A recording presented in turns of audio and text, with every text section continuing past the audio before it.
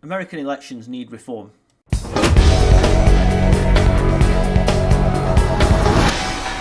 As of 6 a.m. British time on the 9th of November, remember the American election took place on the 5th of November, just 63% of votes in California had been counted.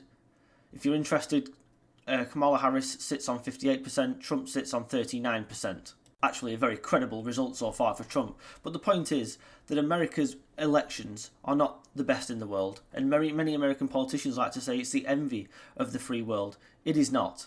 They have these silly voting machines all over the country that half the time I'm seeing videos around the place or reading articles, these machines malfunction. You end up with polling stations being closed. You end up with people being told to go home because the machines aren't working and you simply can't cast a vote. The postal voting system is open to mass corruption just like it is inside the UK. Now, of course, it would be very difficult for America to do a system like we have, where you simply go to the polling station and cast your vote all on the same day, because you've got to think of the scale. We have about 65 million people in Britain.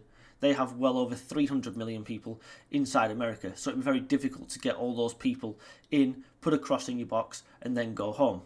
And of course it takes a bit longer to count these votes. But for somewhere like California, one of the biggest states in the US, to take 4 days to get to just 69% of all votes counted is a joke.